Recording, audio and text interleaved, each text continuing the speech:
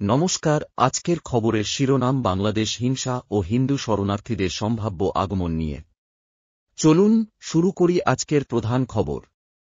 বাংলাদেশে সাম্প্রতিক হিংসার পরিপ্রেক্ষিতে সে দেশের হিন্দুদের একাংশের দেশত্যাগ করার পরিস্থিতি তৈরি হতে পারে বলে আশঙ্কা করছেন বিজেপি নেতৃত্ব।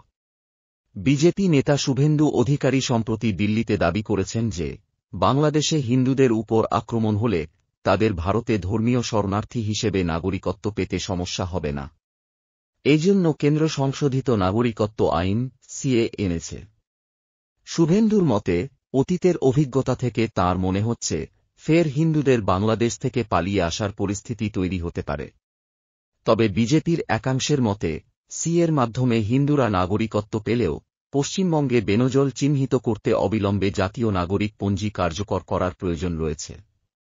অন্যদিকে তৃণমূল নেতৃত্বের আশঙ্কা, বাংলাদেশের পরিস্থিতির সুযোগ নিয়ে সিএনআরসি নিয়ে রাজনৈতিক ফায়দা নিতে মাঠে নামবে বিজেপি। শেখ হাসিনার পদত্যাগের পরে ভারত বাংলাদেশের দ্বিপাক্ষিক সম্পর্ক ঘিরে অনিশ্চয়তা তৈরি হয়েছে। বিজেপির সর্বভারতীয় সাধারণ সম্পাদক বি.এল. সন্তোষ বিজেপি রাজ্য নেতৃত্বকে বাংলাদেশের পরিস্থিতি নিয়ে প্রকাশ্যে মুখ খুলতে বারণ করেছেন। আজ সকালে সংসদে বাংলাদেশের পরিস্থিতি নিয়ে সর্বদলীয় বৈঠক করেন বিদেশমন্ত্রী এস জয়শঙ্কর। এই পরিস্থিতি নিয়ে আপনাদের মতামত জানাতে ভুলবেন না।